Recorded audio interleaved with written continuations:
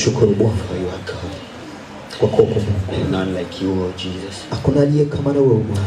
We praise your name, oh God. Tunainua jina lako Bwana. The name that's above all names. Jina ambalo ni jina ya majina yote.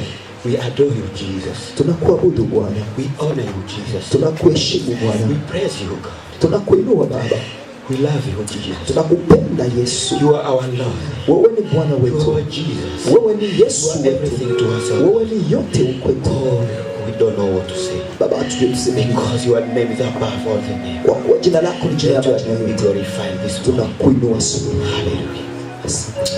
Baba, katika jina la Yesu. Father, in the name of Jesus. Tunakushukuru sababu uko mwema. We thank you because you're good. Na taifa lako liko mbele zako. And your nation is in front of you. Ambalo liko tayari kupokea kutoka kwako. They are ready to receive from you, God. Naenda kuinua mnenaji wa mchana wa leo mikononi mwako. I'm now recommend the preacher of this morning. Katika jina la Yesu Kristo wa Nazareti. In the name of Jesus Christ. Ninaomba upako kushuka juu yake. I pray the anointing. Ninaomba uweza kushuka juu yake. I pray the power. Mamlaka ya mbinguni kushuka juu yake. The power from heaven. Acha yeye Bwana akapotee. Let him disappear. Acha yeye Bwana asionekane. Let him not be shown. Acha yeye asisikilike mchana wa So leo. he may not be listened. Baba, tunataka kukusikia wewe. We want to listen to you. Tunataka kukuona wewe. We want to see you. Tunataka kukuhisi mchana wa leo.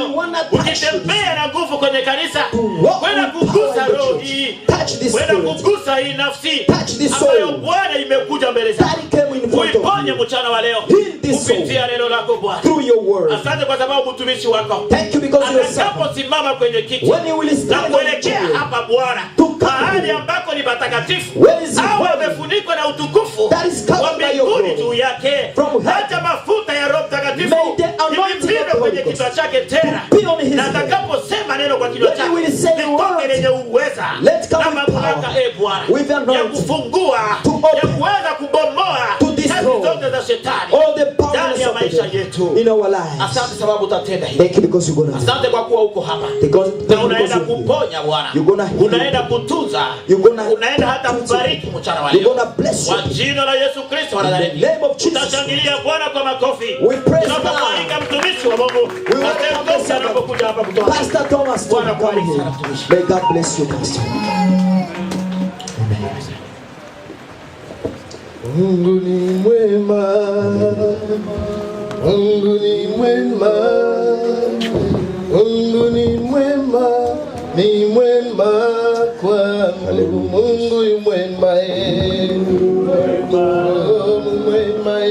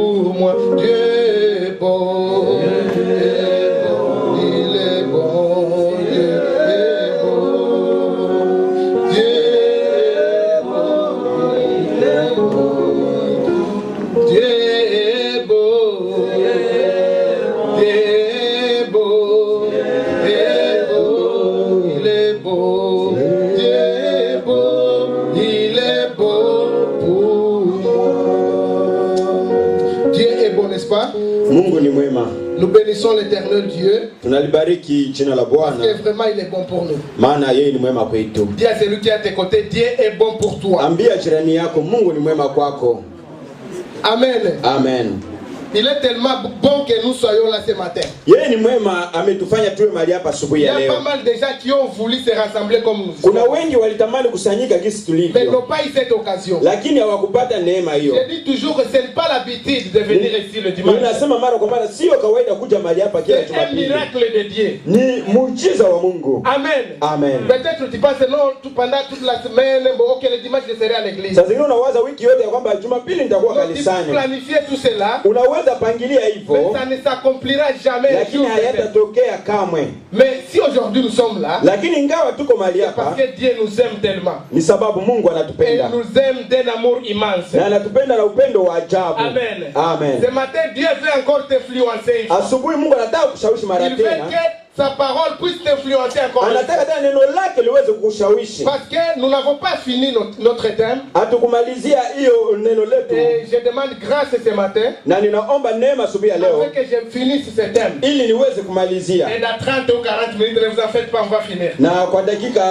40 hivi naweza Alléluia, je kumaliza. ne vais pas vous prendre toute une heure. Non. Sitachukua msali zima. On est vraiment dépassé de cela. Kwa hiyo tumepitia ya mambo. Amen. Amen. Amen. Amen. Voilà, nous allons faire une petite révision. Na tutarudilia mkaguo Et kidogo. nous nous sommes dit que l'influence c'est une force. Na tutasema kushawishika ni Une nguvu. force qui est exercée sur quelqu'un. Ni nguvu ambayo inatumiwa juu ya mtu fulani. Et une force qui veut changer tes habitudes. Na hiyo nguvu inataka kubadilisha tabia Qui veut zako. changer tes comportements. Inaweza kutabia kubadilisha mwenendo Tes wako. comportements peuvent être bons comportements. Mwenendo wako unaweza kuwa mzuri, Mais il y a de l'influence qui vient sur toi. lakini unawishi vishawishi Et vinakuja qui juu change yako. subitement ces Na comportements. unabadilisha hapo hapo Ces mwenendo wako. comportements peuvent être aussi mauvais. Mwenendo wako unaweza kuwa pia Et mbaya. il y a de l'influence qui vient sur Na toi. unakuja vishawishi juu Et yako. subitement les gens voient que non, réellement tu as changé. Na kwa rafla tu watu wanasema Parce kweli que tu as umebadilika. été influencé. Maana ulishawishika. Demande encore une fois celui qui est à tes côtés. Ambia jirani yako mara Quelle tena. est la source de votre Ni influence? nini chemchemu ya vishawishi vyako? Quelle est la source de votre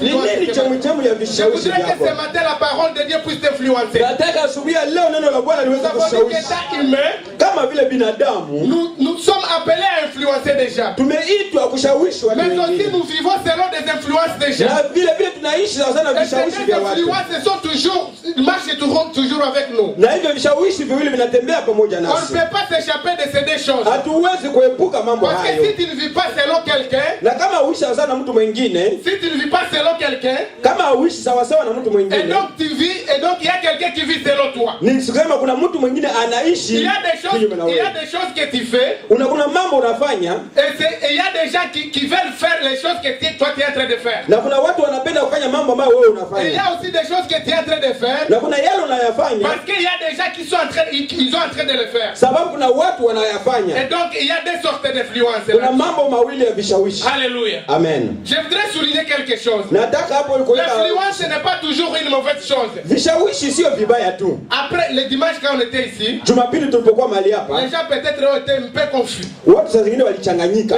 Peut-être ils comprenaient que l'influence c'est toujours une mauvaise chose. Walifikiria vishawishi tu ni Si vibaya. tu fais quelque chose, non, non, tu es influencé. Kama unafanya jambo bado umeshawishika Je wewe. voudrais te dire ceci ce matin. Nataka nikwambie hivi asubuhi ya Que leo. ta parole de Dieu t'influence. Acha neno la Mungu Parce likushawishi. que si tu marches selon des mauvaises voies, Ukitembea sawa sana mambo maujia mbaya, et si tu acceptes la parole de Dieu, na kama unakubali neno la Mungu, tu acceptes l'influence de Dieu, unakubali vishawishi vya ton Mungu, comportement sera changé. tabia yako Tes itabadilika, habitudes seront changées. hali yako Et itabadilika, les gens verront que réellement tu as reçu Jésus. na watu wanasema kweli umempokea Yesu Kristo. Alléluia. Haleluya. L'influence que nous voulons parler de ce matin, Vishawishi ambavyo nataka kuongea asubuhi c'est ya leo l'influence que toi tu as. ni ile kishawishi ambao wewe unacho, L'influence que toi tu exerces sur les autres. kishawishi ambao wewe unaweka Et juu ya wengine. rapidement, nous allons dans le livre de Genèse. Mara moja tutaenda hapo kwa kitabu cha Mwanzo. C'est le texte de base que nous sommes en train de lire. Ni hiyo ambayo tunaendelea Genèse kusoma. chapitre 2, verset 16 jusqu'à 17. Mwanzo sura 2 mstari wa Il y a 16 hadi quelque chose que je 17. vais te parler là-dessus. Kuna jambo nataka kuongea hapo. Amen. Amen. Quelle est la source de ton influence? Ni nini chemchemu ya Il y vishawishi a vyako? quelqu'un qui a trouvé, il peut lire. Hein? Tusome katika jina la Yesu. Mwanzo sura 2 mstari wa 16 hadi 17. Bwana Mungu akamwagiza huyo mtu akisema, matunda ya kila mti wa bustani waweza kula, walakini matunda ya mti wa ujuzi wa mema na mabaya usile, kwa maana siku utakapokula matunda ya mti huo utakufa hakika. Amen. Amen. L'Éternel Dieu donna cet ordre à l'homme.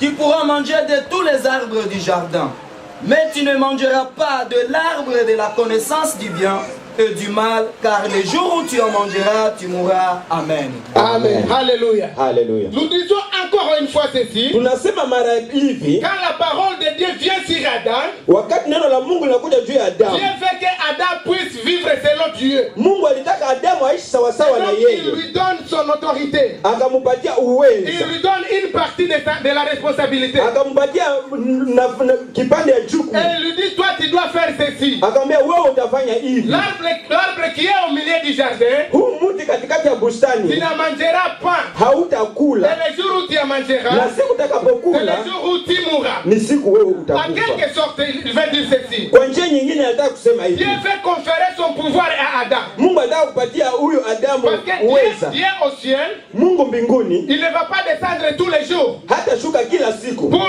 c'est pas défendre au peuple de ne pas manger l'arbre. Kila siku ya kukataza watu Mais wasile il mle. donne à Adam le pouvoir. Lakini akapatia huyo Adamu Et mamlaka. donc quelqu'un qui veut influencer, Mtu ambaye anataka il kushawishi a un pouvoir sur lui. anakuwa na mamlaka juu yake. Alléluia. Haleluya. Ce matin, je veux que tu influences. Hein. Asubuhi nataka ushawishi.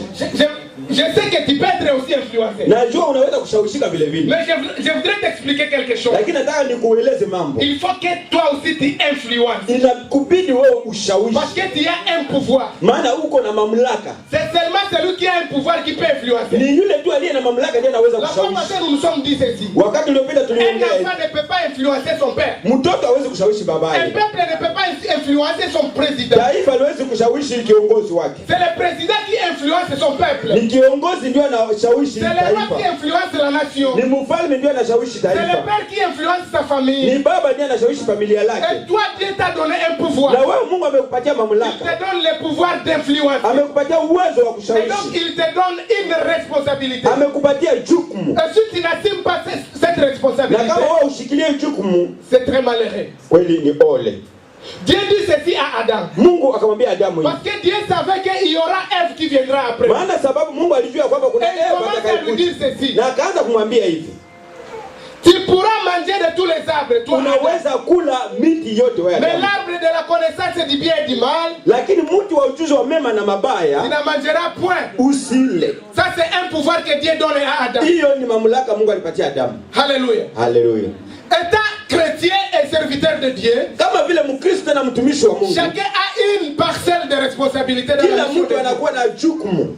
Alléluia. Amen. L'influence que Dieu veut que tu puisses exercer aux autres, Vishawishi kama Mungu anataka wewe utumie kwa c'est wengine juste pour un seul objectif. ni kwa ajili tu ya lengo Pour moja, l'épanouissement de la parole de Dieu. kwa ajili ya upanguzi wa neno la Pour Mungu, l'épanouissement du peuple de Dieu. kwa ajili ya kuongeza neno Dieu la taifa veut la que tu Mungu. puisses appeler son peuple à lui. Mungu anataka uite taifa lake Dieu veut kwake. que tu puisses assumer cette responsabilité. Bwana anataka wewe utumie jukumu Parce qu'il aliyokupa, t'a donné un pouvoir. maana alikupatia mamlaka, Et ce pouvoir, c'est un pouvoir qui influe.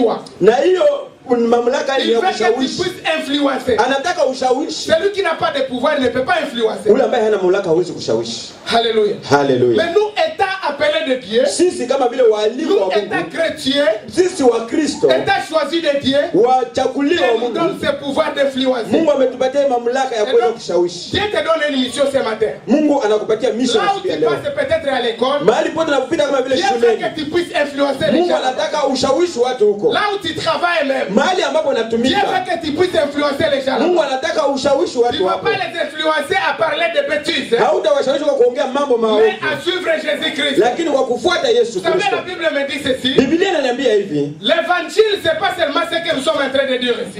neno la Mungu sio kama vile tutasoma. Mais nos actes font aussi partie de l'évangile. Matendo yetu vile vile ni inafundisha. Nos actes influencent aussi les gens. Matendo yetu inashawishi watu. Ce que tu parles influence les gens. Ile ambayo naongea wewe On inashawishi saura watu. que tu es chrétien, Watajua kama uko pas Mkristo seulement parce que tu prends la Bible dans sio sababu tu unabeba Biblia.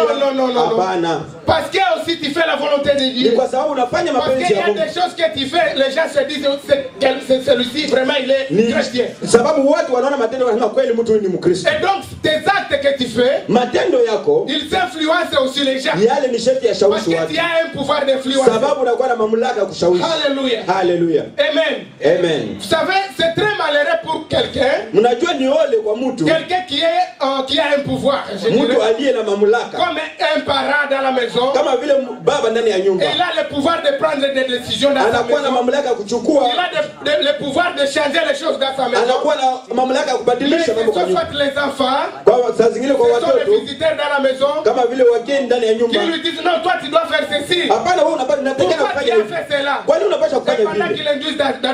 Wakati wanakueleza kwa kuelekea kwa mama. Baba ambaye hana jukumu kwa nyumba yake. Une autorité qui n'a pas de responsabilité. Kiongozi ambaye hana jukumu. C'est très malheureux. Ni ole sana. C'est pourquoi après nous allons voir Adam.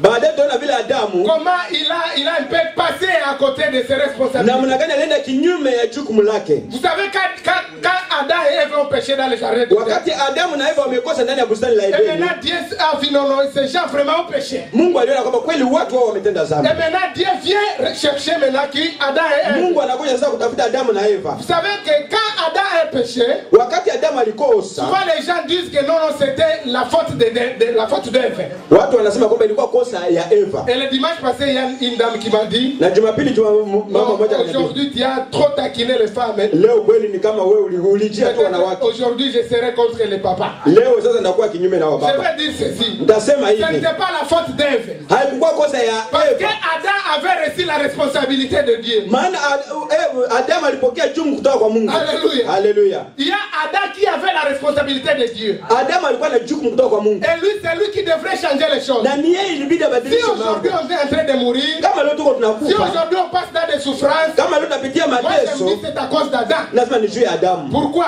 Kwa nini? Parce que il n'avait pas accepté kwa nini hakukubali de vivre selon les commandements de Dieu. Kuishi sawa sawa na amri za Mungu. Il avait aimé sa femme. Alikuwa anapenda mke wake. Mais sa femme l'a trompé. Lakini mke wake akamdanganya. Il a accepté. Akakubali. Pourquoi il a accepté? Kwa nini alikubali? Il devrait refuser. Il avait le pouvoir d'accepter de refuser. Alikuwa na uwezo wa kukataa ama kukubali. Et c'est pourquoi je me dis que c'est elle, c'est Adam. Ndio maana nasema ni Adamu. Qui est la source de tous les moments. Yeye ndio chemchemu ya mambo yote mabaya. Amen. Amen. Les femmes, nous vous aimons beaucoup. Wanawake tunawapenda sana. Vous savez, si Satan avait trompé Ève, kama shetani alimdanganya Eva, ce n'est pas parce que Ève était faible. Sio sababu Eva alikuwa mdhaifu. Non, non, non. Hapana. Les gens, souvent les gens se disent non, vous savez les femmes sont faibles. Les femmes, vous n'êtes pas faibles. Vous êtes fortes au nom de Jésus-Christ. Aussi, moi j'étais une femme, je pouvais dire un grand amen. Amen. Alléluia. Les femmes, vous n'êtes pas faibles. Vous êtes fortes. Amen. Amen. Ève est trompée par Satan. Eva anadanganyika na shetani. La Bible me dit ceci. Sababu Biblia inaniambia hivi. Parmi tous les animaux qui étaient dans le jardin d'Éden, katikati ya wanyama wote waliokuwa katika bustani ya Edeni, il y avait un seul animal qui était quoi? Rusé. Kulikuwa mnyama mmoja pekee yake alikuwa mjanja sana. Vous savez la ruse? Mnajua ujanja? C'est une manœuvre qui conduit vers le péché. Ni jambo ambalo linaelekeza kwa dhambi. Si tu ne veux même pas pécher, ni kama hutaki kufanya dhambi, tu pécheras. Utafanya. Si tu vois quelqu'un qui te vient avec une ruse, kama mtu atakuja na ujanja fulani, une ruse, ujanja, hein, il vient comme s'il est une lumière, anakuja kama vile nuru, afin de te tromper. Kwa ajili ya kukudanganya. Ça c'est une ruse. Hiyo ni ujanja. Il te dit non, allons quelque part, twende mahali fulani, on sera béni, tutabarikiwa huko. Alléluia. Hallelujah. Pendant qu'on sera maudit là-bas. Na wajapo tutalaaniwa huko. Il te vient avec une ruse. Anakuja na ujanja. Une chose contraire. Jambo kinyume. Et toute personne peut être trompée ou peut tomber devant une ruse. Kuna kila mtu anaweza kudanganyika ama kuanguka mbele ya ujanja. C'est pourquoi je me dis que Ève n'était pas faible. Ndio sababu nasema kwamba Eva hakukuwa mjinga. Et donc même si ce serpent allait vers Adam, hata kama nyoka ingelendea Adamu, avec la ruse que le serpent avait, pamoja na ujanja yenye nyoka alikuwa nayo, il pouvait aussi tomber peut-être. Pengine naye angelianguka tu. Amen. Amen. Et donc Ève n'était pas faible. Eva hakukuwa mzaifu. Et comme il n'était pas faible, na kwa hivyo kuwa mzaifu, la responsabilité maintenant revient à Adam. Jukumu ilikuja sasa juu ya Adam. Adam lui il avait parlé vis-à-vis comme ça face à face avec Dieu. Adam huyo aliongea na Mungu uso kwa uso. Dieu lui a conféré ses responsabilités. Mungu alimpatia jukumu hili. Il lui a conféré son pouvoir. Alimpatia mamlaka. Il dit toi Adam, wewe Adam, c'est toi qui seras le commencement de tous les biens de ce monde. Ni wewe utakuwa mwanzo wa mambo yote mema. Alléluia. Hallelujah. Mais Adam n'a pas accepté cette responsabilité. Lakini Adamu hakukubali jukumu hili. Et le voici maintenant devant Ève. Ona sasa yeye mbele ya Eva. Ève prend tellement les fruits. Eva anachukua tunda. Et il le passe directement de l'autre côté. Anampokeza Adamu. Il le donne à Adam. Anaipatia Adamu. Je me demande pourquoi Adam n'avait pas refusé cette. Najiuliza kwa nini Adamu hakukataa tunda hili? Amen. Amen. C'est très aussi malheureux pour un chrétien Ni ole tena kwa Mkristo qui a déjà reçu Jésus-Christ, ambaye amekwisha kupokea Yesu Kristo. qui a Jésus-Christ dans sa vie, Yeye ambaye anakuwa na Yesu il katika l'a maisha yake. accepté comme sauveur et sauveur dans sa Na vie. alimpokea kama vile Bwana na Mwokozi wa maisha yake. Et maintenant, il se confie à des choses que Satan lui offre. Na kwa hivyo tu anajipeleka kwa mambo ambayo shetani anampokeza. Que Dieu nous pardonne. Mungu atusamehe. Tu as déjà un pouvoir de transformer les choses. Una mamlaka ya kubadilisha Tu mambo. as le pouvoir d'influencer les gens. Una mamlaka ya kuweza Tu as le kushawishi. pouvoir d'influencer le monde. Una mamlaka ya kushawishi Si le ulimwengu. monde se comporte tel qu'il est maintenant, Kama dunia inaenenda jinsi ilivyo c'est kwa parce sasa. qu'il y a un pouvoir que nous n'avons pas encore exercé sur ce monde. Ni sababu kuna hiyo mamlaka ambayo Si hatujaonyesha on kwa pouvait ulimwengu. exercer le pouvoir que Dieu nous a donné, Tungetumia hiyo mamlaka le tuliyopewa. monde serait un paradis aujourd'hui. Ulimwengu ungelikuwa paradiso kwa leo. Et tout le monde pouvait accepter Jésus-Christ aujourd'hui. Na kila mtu angepokea Yesu Kristo Parce kwa qu'on leo. est en train de cacher Jésus-Christ là où Lakini nous kwa sommes. sababu tunaficha Yesu Il y a Kristo. des gens même qui ne veulent pas que les gens les reconnaissent comme des chrétiens. Watu wengine hawataki hata wajulikane kama wao ni Wakristo. Non, non, non. Hakuna. La Bible ici, Biblia hii ils ne veulent pas porter cette Bible. hawataki hata kuchukua Biblia Donc je hii. ne veux pas que les gens connaissent que je suis chrétien. Sitaki watu wajue kama mimi ni Mkristo. Amen. Amen. Il y a une fille que j'ai aimée au courant de cette semaine. Kuna dada mmoja nimependa kwa wiki hii. Et elle m'a vraiment, elle m'a réjoui. Alinifurahisha sana. Pourquoi elle a dit ceci?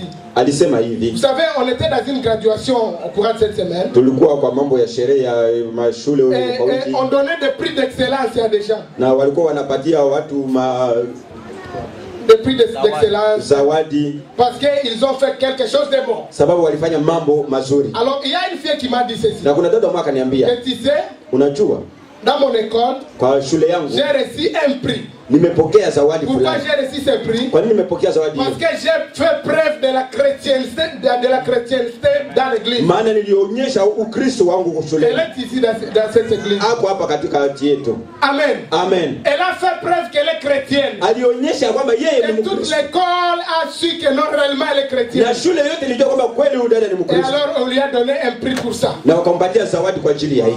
Amen. Amen. Et donc elle a eu un pouvoir d'influencer. Alionyesha nguvu ya Et kushawishi. donc si elle pouvait se tenir debout, Angeliweza et dire, kusimama. vous savez, Jésus vous aime. Unajua Yesu Vous anawapenda. devez être transformé. Inabidi mubadilishwe. Abandonnez tout ce que vous êtes en train de faire. Achana na yale yote muko nayo kwa Venez sasa. maintenant à Na Jésus-Christ. muje kwa Yesu Vous Kristo. pouvez facilement l'écouter. Watu wangelimsikiliza kwa makini. Si pas une seule personne, Sio kama sio mtu ou deux mmoja ou trois, ama wawili ama vous watatu pouvez suivre Jésus-Christ. wangelimfuata Yesu Et Kristo. j'ai beaucoup aimé cette fille. Na kweli nilifurahia dada huyu. Alléluia. Haleluya. Et donc nous avons le pouvoir. Tunaweza Là où nous passons, nous devons influencer les gens. mahali ambapo tunapopita ni shetu Dans l'église même, hein, hata katika kanisa. influençons les gens.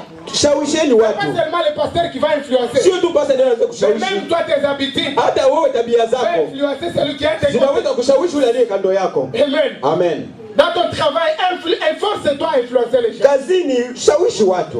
Parle aux gens à propos de Jésus-Christ. Zungumza na watu kuhusu Yesu Kristo. Et ils seront nécessairement changés. Na hao kweli watabadilika. Il faut que tu prennes seulement cette responsabilité. Inabidi uchukue hiyo jukumu. Parce que Dieu te l'a donné. Maana Mungu amekupea nayo. Amen. Amen. Il y a un pouvoir de changer le monde. Una uwezo wa kubadilisha ulimwengu. Et il faut que tu exerces ce pouvoir. Na inakubidi wewe utumie Ne hiyo cache uwezo. pas ce pouvoir. Usifiche uwezo huo. Alléluia. Haleluya. Vous savez, l'influence, hein, Unajua vishawishi. comme je l'ai dit que c'est un pouvoir. Kama vile nasema kwamba ni nguvu. Je connais deux hommes dans la Bible Ninajua watu wawili katika Biblia qui avaient l'influence. ambao walikuwa na vishawishi. On va lire rapidement dans Jean. Tout Jean à fait, chapitre 19.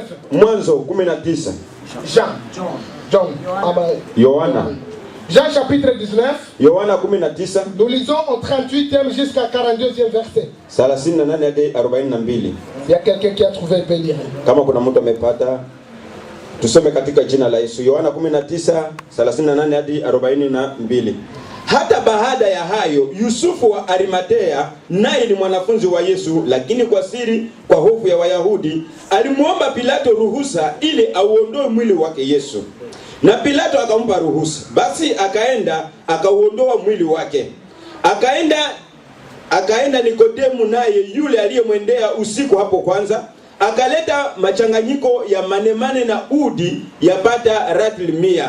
Basi wakautoa mwili wake Yesu, wakaufunga sanda ya kitani pamoja na yale manokato, kama ilivyo desturi ya Wayahudi katika kuzika.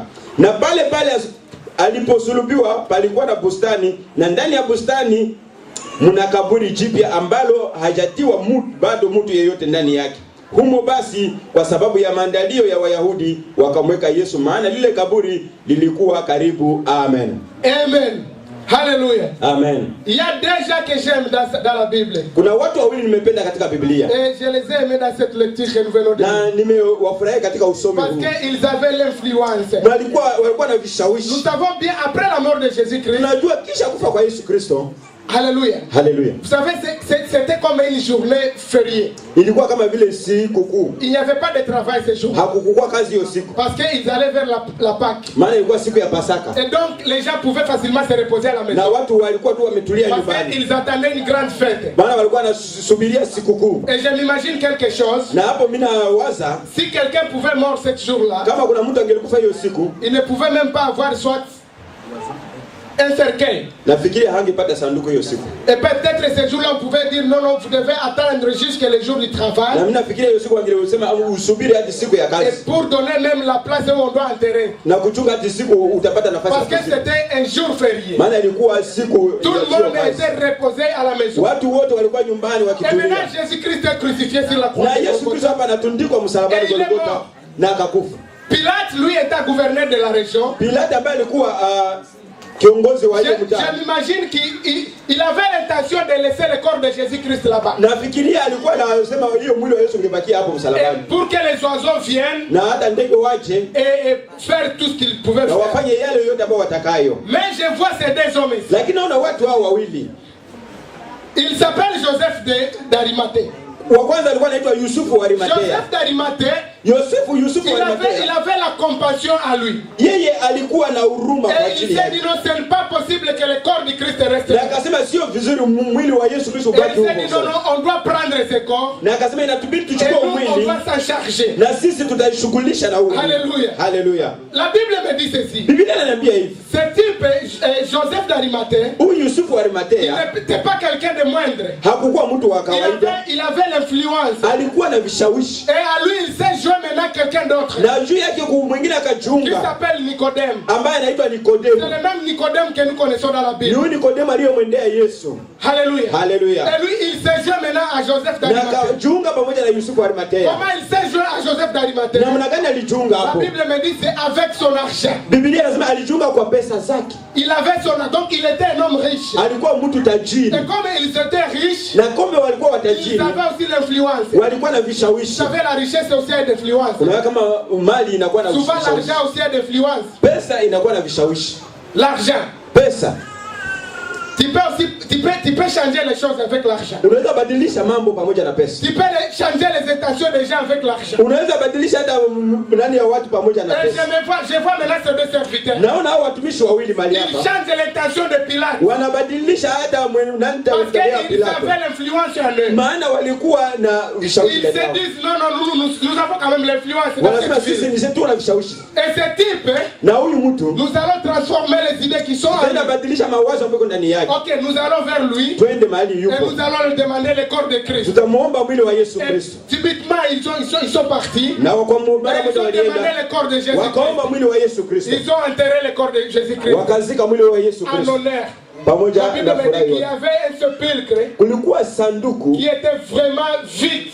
Ilikuwa kaburi ilikuwa. Il n'avait jamais reçu quelqu'un d'autre. Wazi na hakuna mpya, hakuna mtu alikuwa ameingia ndani. C'était bien dans un jardin. Na ilikuwa katika bustani. Et je m'imagine que vraiment l'enterrement de Jésus-Christ. Na ninafikiria kweli mazishi ya Yesu Kristo. C'était un enterrement avec honneur. Ilikuwa mazishi ambayo ilikuwa kweli. Pourquoi? Parce qu'il y avait des gens qui avaient l'influence. Sababu kulikuwa watu walikuwa na vishawishi. Ils ont voulu changer les. Walitaka wabadilishe mambo. Ils ont changé l'intention de Pilate. Walibadilisha mawazo ya Pilato. Afin que Christ soit enterré avec honneur. Ili Yesu Kristo aweze kuzikwa na furaha. Alléluia. Amen. Je veux que toi aussi tu changes les choses. Nataka na wewe ubadilishe mambo. Tu sais, Satan peut vouloir faire quelque chose de mal. Shetani anaweza kutaka kufanya mambo ya mabaya. Satan n'a pas de pouvoir sur toi. Lakini shetani hana uwezo juu. Toi, il te faut seulement besoin de te tenir. Inakubidi tu usimame. Et tu te dis non, moi je suis appelé par Jésus. Nasema mimi nimeitwa na Yesu Je suis Kristo. appelé par Dieu puissant. Nimeitwa na Mungu Et lui mwenye étant nguvu. puissant de tous les puissants, Na kama vile alivyo mwenye il mamlaka, m'a donné cette puissance aussi. amenipatia mamlaka Et pia. donc moi aussi je dois changer les choses. Ni sharti nibadilishe mambo. Alléluia. Alléluia. Vous savez, des fois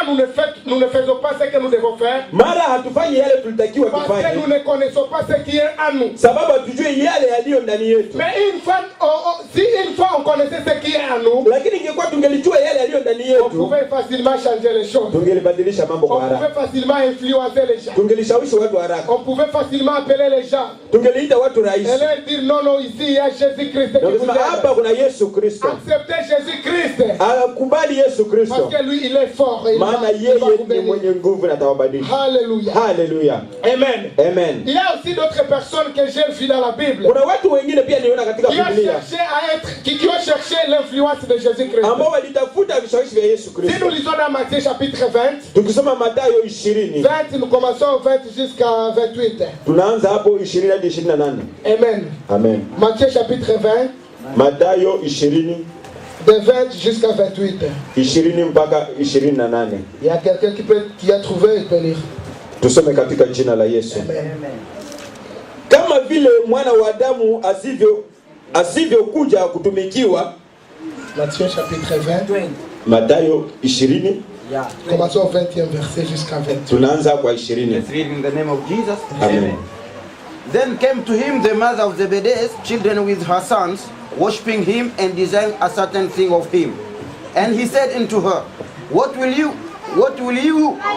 She said unto him, Grant this my two sons may sit the one on your right hand and the other on the left in your kingdom.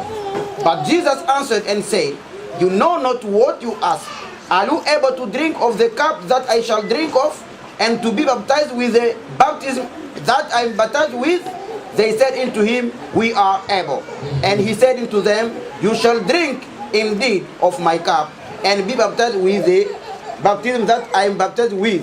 But so sit on my right hand and on my left is not mine to give, but it shall be given to them for whom it is prepared of my Father. Amen. Amen. Alléluia. Amen. Il y a une femme que j'ai vue vraiment qui était passionnée. Kuna mwanamke hapa nimeona kweli ni kama alikuwa Elle avait du courage. alikuwa na kweli nguvu. Et elle vient auprès de Jésus-Christ Akakuja mbele ya Yesu avec Kristo ses deux enfants. na watoto wake wawili. Et il demande à Jésus-Christ. Na anauliza Yesu Il dit Kristo, non, moi je veux que ces enfants puissent te suivre. nataka watoto wangu Et je wakufuate. veux que l'un soit à ta gauche Nataka mmoja awe kushoto et kwako l'autre soit à ta droite. na mwingine kuume kwako. Et Jésus lui a répondu ceci. Na Yesu akamjibu hivi, Est-ce que tes enfants peuvent être capables de boire la coupe que moi je suis en train si de hao boire? watoto wako tayari kunywea kikombe ambacho naweza kunywa? Curieusement, elle a répondu oui, ils seront capables. Nasema ndio wataweza. Alléluia. Amen. Et Jésus lui dit ceci. Yesu akamwambia hivi, Ok, s'ils seront capables de boire la coupe, kama wataweza kuwenyea kikombe maintenant hicho, à ce qui concerne d'être à gauche ou à droite de mon père, bali yale ambayo anahusika na kuwa nani atakuwa kushoto ama ça kuume, concerne Dieu lui seul. hiyo ni ya babangu Parce mwenyewe. que Dieu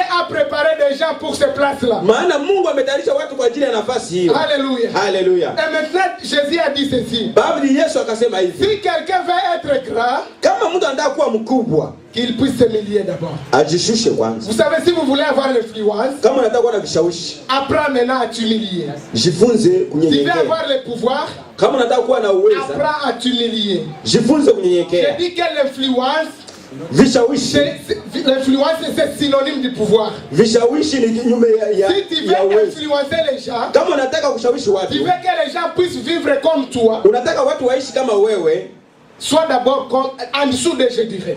uwe chini yao kwanza. Alléluia. Haleluya. Accepte de descendre et d'être humilié. Kubali kushuka na Et kunyenyekezwa, puis Dieu va t'élever. na Mungu atakuinua. Alléluia. Amen. La Bible me dit que Dieu confond les orgueilleux. Biblia inasema Mungu anashindana na wale Et il donne grâce aux humbles. na Mungu anataka wanyenyekevu. Dieu donne grâce aux humbles. Mungu anapatia neema wanyenyekevu. Si tu pourras apprendre à t'humilier, Kama utajifunza Dieu kunyenyekea, va t'élever certainement. Mungu atakuinua kwa kweli. Et tu feras, je dirais, Tu feras de l'influence aux gens. Na wewe utashawishi watu. Tu influenceras le monde. Wewe utashawishi Tu ulimwengu. influenceras ton entourage. Utashawishi hata Tu mazingira yako. influenceras je sais pas tes collègues. Utashawishi hata wale unatumika nao. Si une fois tu acceptes Kama tu de unakubali t'humilier.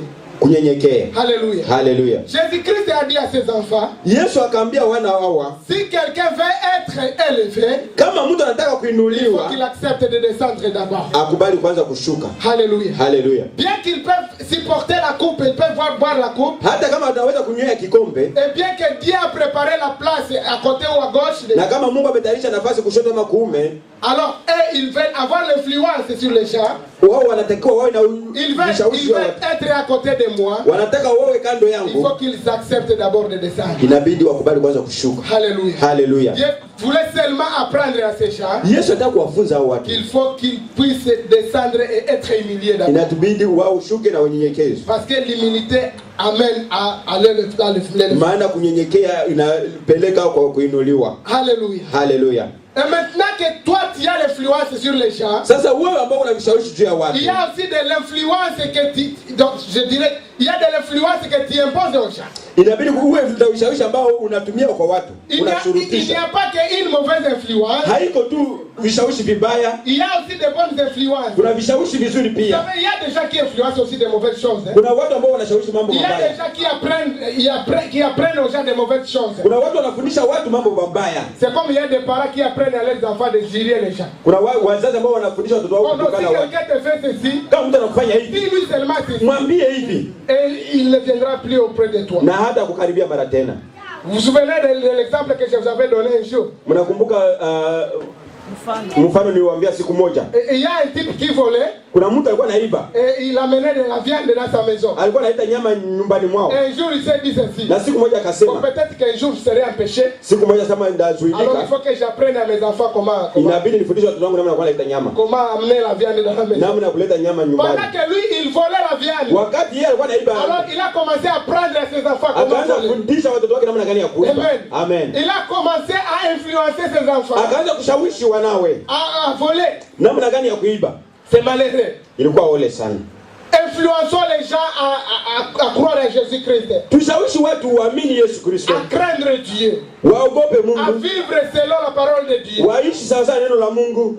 C'est ça la mission que Dieu nous a donnée. Hiyo ndio mission Bwana ametupatia. Ne soyons pas comme ce type qui a appris à ses enfants comment voler. Tusiwe kama huyu bwana ambaye alifundisha watu wake namna gani ya Il a kuiba. placé ses enfants de part et d'autre. Alianza kuweka wanawake mahali pa Il dit fulani non, non, fulani. vous savez, Mnajua, vous devez apprendre comment voler la viande. inabidi mujue namna gani ya Vous kuiba devez nyama. apprendre comment voler la chèvre. Inabidi mujue namna gani ya Comme kuiba ça, dans mbuzi. notre maison, il ne manquera jamais la viande. Ili nyumbani mwetu msikosekane nyama. N'apprenons pas à nos familles, à nos enfants à faire du mal. Tusifunzi watoto wetu namna ya kutenda mabaya. Apprenons-les à faire du bien. Fundisheni watoto wetu namna gani ya kutenda mema. Influençons nos familles à faire du bien. Tushawishi familia zetu kutenda mema. Il y a même des parents qui influencent leurs femmes à faire du mal. Kuna hata wale ambao wanashawishi wake wao kutenda mabaya. N'influencez même pas vos enfants à faire du mal. Msishawishi watoto wenu kutenda mabaya. Amen. Amen. Apprenez à faire du bien. Wafundisheni kutenda mema.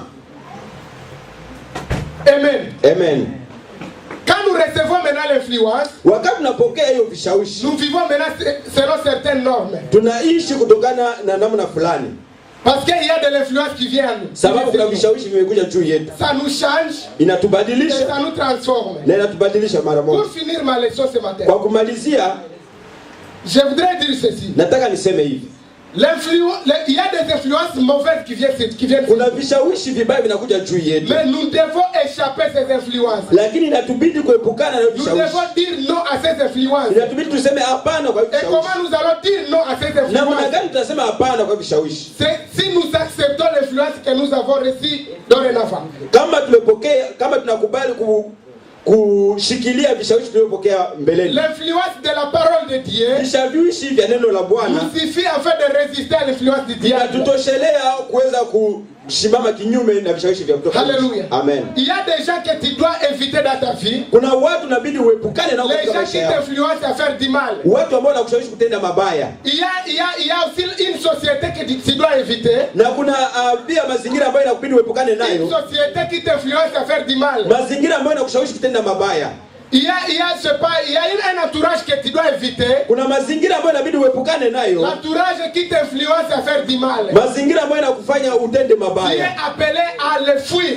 Unaitwa kukimbia. Et comment tu vas fuir ça? Namna gani utakavyokimbia? C'est avec la force ou la puissance de la Bible. Na La parole de nguvu Dieu. tu ya Biblia. Alléluia. Haleluya. Vous savez, il y a des gens Kuna watu que j'ai vu dans la Bible niliona katika qui Biblia ont influencé les gens. ambao walishawishi Et watu. ces gens pareils, nous devons les éviter. Na watu kama hao inabidi tuepukane C'est comme nao. la fois passée, nous avons parlé de Jézabel. Wakati uliopita tuongea juu ya Une Yezebeli. femme comme Jézabel, Mwanamke kama c'est une Yezebeli femme à éviter. ni mwanamke wa Il y kuepukana a na des yeye. gens qui sont semblables à Jézabel, Kuna watu wako kama vile Yezebeli. soit même dans les églises, Hata katika makanisa, soit même dans nos familles, hata katika familia dans nos zetu, travaux, katika même makazi dans nos zetu, écoles. hata Il y a mashuleni. des gens qui sont semblables à Kuna watu Jézabel. kama Yezebeli.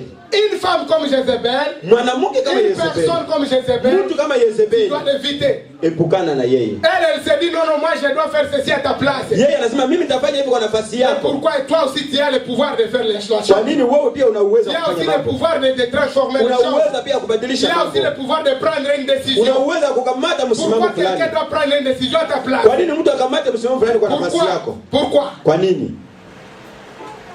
Alléluia. Haleluya. Il faut éviter une femme comme Jézabel. Inabidi uepukane na mwanamke kama Il y a Yezebeli. aussi une femme dans la Bible Kuna mwanamke mwingine katika qui Biblia s'appelle Delilah. ambaye alikuwa Nous ameitwa savons Delila. comment Delilah était. Tunajua kisi Delila Elle était alivyokuwa. la femme de Samson, n'est-ce pas? Alikuwa mke wa Samsoni. Samson était un élu de Dieu, Samsoni alikuwa mchaguliwa un wa Mungu. ordonné de Dieu. Alikuwa Dieu mnaziri wa l'a Mungu. choisi depuis le sein de sa Mungu mère. alimchagua kabla angali Et utumboni wa mama maintenant, lui, yake. il vit avec Delilah comme étant sa femme. Na yeye anaishi sasa katika Biblia kama anaishi na Delila kama mke wake. Et maintenant, c'est Delilah qui l'influence. Delila hapa anaanza mshawishi sasa. Delilah l'influence parce qu'il a reçu des injonctions de ses frères. Delila anaanza ushawishi maana amepata Il maneno dit kutoka non, kwa ndugu zake. demande à ton mari, Uliza mume wako. d'où vient sa force?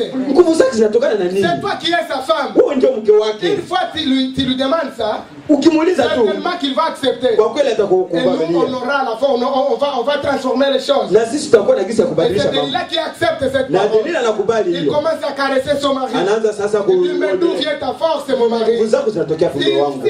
si vraiment tu m'aimes, Kama unanipendaka, dis-moi d'où vient ta force. niambie nguvu zako zinatokana na Et nini? c'est Samson qui lui dit ceci. Na Samsoni anamwambia, Tu sais, unajua une fois vous me fermez ou vous me liez avec des cordes, mara moja tu mkinifunga na makamba, des cordes qui sont encore frais, makamba ambayo ni mpya ka, c'est fini. Ma force vraiment sera finie. basi nguvu zangu zinakwisha. Ils ont fait cela à 3 reprises. Walifanya hivyo mara tatu, Mais malheureusement, ils n'ont pas réussi. bali hakuna, Et haikuwezekana. jusqu'à la fin, Delilah a dit ceci. Kwa mwisho Delila Si akasema, réellement tu m'aimes, mon mari, kama tu unanipendaka mume dis-moi wangu, vraiment d'où vient ta force. niambie tu kweli mara moja, Dis-moi d'où vient ta puissance. niambie nguvu zako zinatokana na Il nini? influence Samson. Vishawishi, Elle influence Samson. anaanza kushawishi Samsoni. Samson étant vraiment un élu de Dieu, Samsoni mnaziri étant wa un Mungu, ordonné de Dieu, mnaziri wa Mungu, je le considère comme Adam.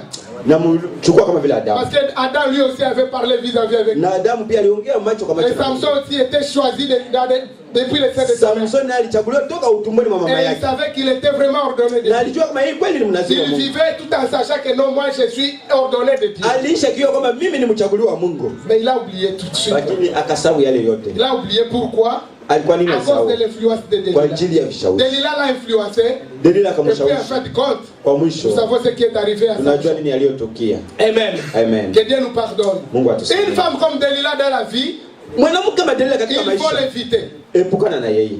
Tu dois lire cette lecture dans Juge. Utasoma hiyo katika Je ne Waamuzi. vais pas te prendre beaucoup de temps. Sitakuchukua muda. Il y a la deuxième personne qu'on appelle Lot. Mtu wa pili anaitwa Lot. Vous savez, Dieu a parlé avec Abraham. Mungu akaongea na Abrahamu. Lot était un neveu à Abraham. Loti alikuwa mpwa wa Abrahamu. Et maintenant, c'est Dieu qui envoie Abraham quelque part Mungu anamtuma Abrahamu dans le mahali pays de Canaan. kwa nchi ya Il dit non, Kanaani. là, il faut que tu ailles là-bas. Uende huko Parce que là, je vais te bénir. maana huko Et nitakubariki je vais multiplier ta na nation. nitazidisha Et tu taifa lako. seras une source de Na bénédiction wewe utakuwa chemchemi ya pour baraka tout le monde. kwa watu wote.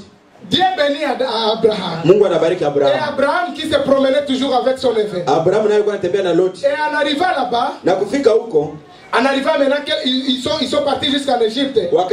Wakaenda siku moja hadi huko Misri. Et ils sont rentrés encore. Wakarudia mara tena. Et il s'est vu, non, il y a maintenant les troupeaux qui sont devenus nombreux. Wanasema sasa hapa mifugo imekuwa Et ils ne nyingi. pouvaient plus vivre ensemble. Na wangeweishi tena Et pamoja. Abraham dit à son neveu, Abraham anamwambia Loti vous sasa. voyez que maintenant il y a mes serviteurs. Unaona sasa kwa watumishi wangu Ils commencent maintenant à se combattre avec tes wanaanza serviteurs. kupigana na Il y a watumishi mon wangu. troupeau Kuna mifugo qui yangu se conforme maintenant à ton troupeau. inachanganyika na mifugo Alors yako. c'est le temps de se séparer. Ni wakati sasa tuachane. Alléluia. Amen. Vous savez, vous pouvez vivre avec quelqu'un Unaweza ishi na mtu et c'est quelqu'un-là, na huyo mtu il amène toujours des bagarres. anaita tu kila mara fujo. Il amène toujours des querelles dans Anaita ta mission. tu kifujo kila siku katika maisha yako. Vous savez, souvent je me dis ceci. Mara ninasema hivi. Il y a des serviteurs qui se séparent avec d'autres serviteurs. Kuna watumishi ambao wanajitenganisha na watumishi wengine. Ne les condamnons toujours pas. Saa moja msiwa hukumu. Parce que parfois c'est la volonté de Dieu. Saa moja ni mapenzi ya Mungu. Alléluia. Haleluya. Parfois c'est la volonté de Dieu. Saa moja ni mapenzi ya Mungu. Lot n'avait pas commis quelque chose de mal contre Abraham. Loti hakutenda mambo mabaya juu ya Mais les Abraham. serviteurs de Lot Lakini watumishi se wa Loti bagarraient avec les serviteurs d'Abraham. walikuwa wanapigana na watumishi wa Les Abraham. troupeaux de Lot Mifugo ya étaient Loti maintenant confondus aux troupeaux d'Abraham. yalichanganyisha na Et mifugo ya Abraham Abraham. s'est dit ceci, Na Abrahamu on ne akasema, va plus rester ensemble. bwana, hatutaishi tena pamoja. Choisis là où tu vas partir. Chagua wapi utaenda. Si tu choisis d'aller à gauche, Ukienda kushoto, moi j'allais à mimi droite. nitaenda kuume. Si tu choisis d'aller à droite, Ukienda kuume, moi j'irai à gauche. mimi nitaenda kushoto. Alléluia. Haleluya. Ça, je dirais que ça c'était une séparation de la volonté de Dieu. Nafikiri hiyo ilikuwa kuachana ya mapenzi ya Mungu. Parce que s'ils pouvaient rester ensemble, Maana wangebaki pamoja tu. les querelles pouvaient rester submergées, je sais pas, peut-être jusqu'au niveau de se séparer dans de mauvaises conditions. Fujo ingeliendea siku baada ya siku na ingefika wakati ndio waachane katika njia ambayo sio Mais nzuri. Abraham avait vu que non, c'est le bon moment de se séparer. Lakini Abraham aliona hii ndio muda sasa. Parce que si on continue d'être ensemble, Maana tukiendelea kuwa pamoja, on va se quereller tout le jour. tutaweza kuvurugana siku baada ya Alors, siku. quelqu'un comme Lot, Mtu kama vile Loti, quelqu'un qui a des troupeaux comme Lot, mtu aliyekuwa na mifugo kama Loti, quelqu'un qui a des idées comme Lot. mtu alikuwa na mawazo kama Loti. Bon, je dis les idées parce que, donc c'était pas la volonté de Dieu, mais je considère les serviteurs de Lot comme étant ses idées. Nasema mawazo sababu Loti hakuwa na problem, lakini ni wale watumishi wa Mungu ambao walikuwa kama vile mawazo ya Loti. Alors quelqu'un qui a des serviteurs comme Lot, Watu ambao wana watumishi kama vile il faut Loti, se séparer de lui. inabidi Parce que mtengane si nao. une fois vous continuez à vivre ensemble, Maana mkiendelea kuishi vous pamoja, allez finir dans de mauvaises conditions. mtafikiria kwa hali Donc c'est mbaya. quelqu'un à éviter. Ni mtu wa kuepukana na yeye. La troisième personne, Mtu wa tatu, c'est celui qui s'appelle les vieux prophètes. manabii wazee, Les vieux prophètes. ni nabii mzee. Alléluia. Les vieux prophètes, nous connaissons l'histoire. Tunajua historia ya nabii mzee. Nous connaissons comment il a influencé les jeunes. Namna gani alishawishi huyo nabii kijana. Et il y a le jeune prophète qui a fait quelque chose. Na huyo kijana nabii kijana Et alifanya le jambo. vieux prophète a reçu le message. Na nabii mzee alipata hiyo. Et le vieux prophète il se dit ceci. Na huyo nabii mzee anasema Non, hivi. non, moi aussi je dois influencer ce garçon. Inanibidi nishawishi kijana huyu. Alléluia. Haleluya. Vous savez, Dieu a parlé à ce jeune prophète. Mungu aliongea na nabii kijana. Et il a accepté de faire ce qu'il devait Na faire. akakubali kufanya hili jambo hilo. Mais subitement, Lakini kwa rafla tu, quand le vieux prophète le suit, wakati nabii il dit, mzee mais tu sais, anamfuata. moi aussi, Dieu me parle. Na unajua na mimi Mungu ananiongelea. Et je prends ce vieux prophète comme nos frères, nos sœurs en Christ. Nachukua huyu nabii mzee kama vile wakaka na wadada Vous katika savez, kanisa. même ton frère en Christ peut t'induire dans des erreurs. Hata ndugu yako katika Kristo anaweza kukushawishi. Il peut te dire, non, vous savez, Unajua? et ces gens, ils se servent toujours de leur expérience. Na hao wanatumia tu yale ambayo Ils wameyapitia. se servent de leur ancienneté. Na Vous wanatumia savez, yale moi, yaliyopita. je suis sauvé depuis 10 ans. Mimi nimeokoka ni sasa miaka 10. J'ai commencé à chanter il y a pas mal de temps. Nilianza imba inakuwa muda Vous sasa. savez, moi, j'ai commencé à prier il y a pas mal d'années. Nilianza omba kale. Alors, si toi, tu continues ainsi, Unaona ukiendelea namna tu hii finiras mal, mon frère. utamaliza vibaya ndugu Il est yangu. ton frère en Christ. Yeye ni ndugu yako katika Elle est Kristo. ta sœur en Christ. Dada yako katika Kristo. Mais elle t'influence à faire du mal. Lakini anakushawishi kutenda mabaya. C'est le vieux prophète. Huyu ni nabii mzee. Il faut s'écarter d'un type comme celui-là. Inabidi kujitenga na mtu kama huyu. Alléluia. Haleluya. La quatrième personne, Mtu wa nne. et je vais finir là-bas, Nitamalizia hapo. elle s'appelle Marie Maria et Aaron. na Haruni. Marie et Aaron. Maria na Haruni. Si nous lisons dans Nombre chapitre 12, Tukisoma Kutoka 12. nous verrons l'histoire de Marie et Aaron. Tunasoma Il y historia a ya Moïse Miriam na Haruni. qui a pris une femme égyptienne, une femme éthiopienne. Musa amechukua mwanamke kutoka Et c'est Ethiopia. maintenant Marie et Aaron qui commencent à se lamenter. Miriam na Haruni wanaanza Et sasa ils se disent, mais comment est-ce que Dieu peut seulement parler à celui-ci? wanaanza kunung'unika namna gani Mungu anaweza kuongea na Musa. Toutes les fois il vient, oh Dieu m'a parlé ceci. Sasa utakuja Mungu amesema hivi. Toutes les fois il dit, oh Dieu m'a parlé ceci. Mungu amesema hivi Est-ce que tena. nous aussi nous n'avons pas d'oreilles? Est-ce que hatuna masikio sisi? Est-ce que nous aussi Dieu ne peut pas nous parler? Mungu hawezi tuzungumzia Ils sisi. ont commencé à se lamenter. Wakaanza Ils kunungunikia. ont parlé de mauvaises choses contre Wakaongea mambo lui. mabaya juu ya Musa. Il faut éviter des gens pareils. Epukana na watu kama. Ce sont des gens qui parlent toujours de Ni très watu mauvaises ambao choses wanaongea mambo mara kwa mara. contre toi. Juu kinyume Ils na sont wewe. contre le succès de toi. Wako kinyume na Ils ne matarajio. veulent pas que toi tu puisses évoluer. Hawataki uendelee.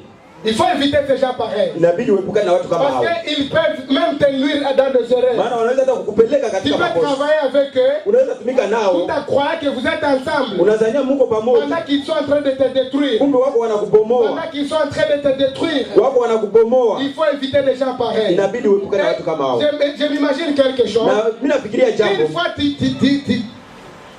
tu vois que non, il y a des gens qui sont en train de te détruire pendant que tu croyais que ce sont tes frères, tes sœurs. Ukiona watu ambao wanambomoa na ulikuwa unafikiria zingine ni kaka na dada katika Kristo. Ça te ronge le cœur. Kweli inakuvunja Ça moyo. peut aussi t'amener à prendre de mauvaises décisions. Inaweza kuletea hata ukamate Ça peut aussi t'amener à prendre, à faire de mauvaises influences. uchukua hata vishawishi vibaya. Alléluia. Alléluia. Et donc tu dois éviter des gens pareils. Ni sharti uepukane na watu kama hao. Il y a beaucoup de choses que tu dois éviter aussi. Kuna vitu vingi Il y inabidi a des milliers uepukane. que tu dois éviter Nafasi inabidi afin uepukane que tu puisses vivre selon la parole de Dieu. kusudi uishi sawa sawa neno la Mungu. Tu as besoin d'influencer le monde, Inakubidi wewe ushawishi mais ulimwengu. aussi tu as besoin de vivre selon l'influence. Lakini inakubidi uishi sawa sawa na Tu ne vishawishi. vivrais pas selon l'influence de Satan, Hautaishi sawa sawa na vishawishi wa tu ne shetani. vivrais pas selon l'influence de ce monde. Hautaishi sawa sawa na vishawishi vya ulimwengu huu. Tu as besoin de vivre selon l'influence de Dieu. Inakubidi uishi sawa sawa na vishawishi vya Mungu. Accepter d'être influencé par la parole de Dieu. Kubali kushawishika na neno la Mungu. Et Dieu va tellement te bénir. Na Mungu atakubariki. Je veux que Dieu puisse bénir cette parole. Nataka Mungu abariki neno Au hili nom de Jésus-Christ. katika jina la Yesu. Nous disons tous ces Amen.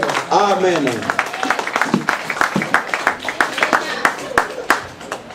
Nous allons prier ensemble. Tutaomba pamoja. Tu vas dire à Jésus-Christ Utambia Yesu que Kristo tu as besoin de son influence. unahitaji Demande vishawishi à vyake. Dieu afin qu'il puisse t'influencer. Uliza Mungu akushawishi. Demande le Saint-Esprit afin qu'il t'influence. Uliza Roho Mtakatifu Il n'y a que akushawishi. l'Esprit Saint qui peut t'influencer. Ni Roho Mtakatifu mwenyewe anaweza kushawishi. Souvent nos corps veulent nous influencer. Mara kwa mara miili yetu Mais inataka si une kushawishi. fois le Saint-Esprit habite en toi, Lakini Roho Mtakatifu akikaa tu ndani vivras yako, selon la parole de Dieu. utaishi sawa sawa neno la Tu Mungu. vivras dans la crainte de l'Éternel. Utaishi ndani ya woga wa Je neno la me Mungu. souviens de David Nakumbuka qui Daudi a demandé l'influence de Dieu. ambaye aliomba vishawishi Il vya a Mungu. voulu marcher selon l'influence de Dieu. Alitaka atembee sawa sawa na Je vishawishi voudrais vya que Mungu. tu sois comme David ce matin. Nataka uwe kama Daudi asubuhi Je ya leo. voudrais que tu sois comme Salomon ce matin. Nataka uwe kama Solomono asubuhi Qui ya a leo. aussi voulu marcher selon l'influence Ambaye de Dieu. alitaka kutembea sawa sawa na Il n'a vishawishi vya pas Mungu. voulu gérer son peuple selon cette influence, selon son intelligence. Hakutaka aongoze taifa sawa sawa na La vishawishi vyake. sagesse de Dieu, Hekima ya Mungu ça vient, c'est une influence de Dieu. ni vishawishi vya Mungu. Et c'est ce que Salomon a Na demandé. niyo ambayo Sulemani aliomba. Demande à Dieu l'influence ce matin. Omba Mungu vishawishi Ouvre asubuhi ya ta leo. bouche et ne me regarde pas. Fungua kinywa chako Commence usiniangalie. à prier Anza et kuomba demande l'influence de na Dieu. uombe vishawishi vya Parce Mungu. que si une fois tu demandes l'influence de Dieu, Maana ukiniomba si vishawishi vya Mungu, une fois tu marches selon l'influence de Dieu, ukitembea sasa na vishawishi c'est vya le Mungu, monde qui sera changé selon tes ulimwengu utabadilika sasa. C'est le monde qui sera changé.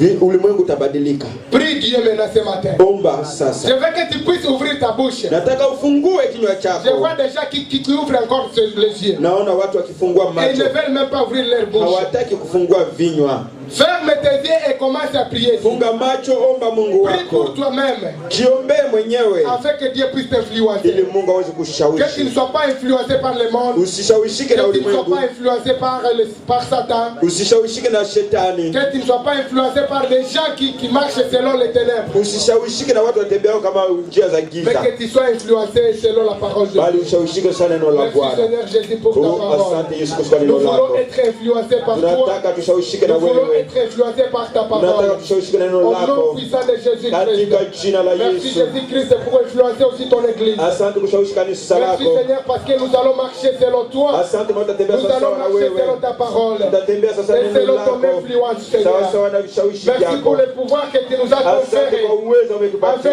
que nous puissions exercer ce pouvoir Ili dans ce tuweze monde. kutumia uwezo huo. Merci Seigneur Jésus pour ta parole. Asante kwa neno Nous lako. la recevons Seigneur à bras Nalipokea ouverts. Baba kwa mikono Au nom mikunjufu. puissant de Jésus-Christ. Katika jina la Nous Yesu. disons Amen. Nasema amen. Amen. Que Dieu nous bénisse. Bwana tubariki. Amen.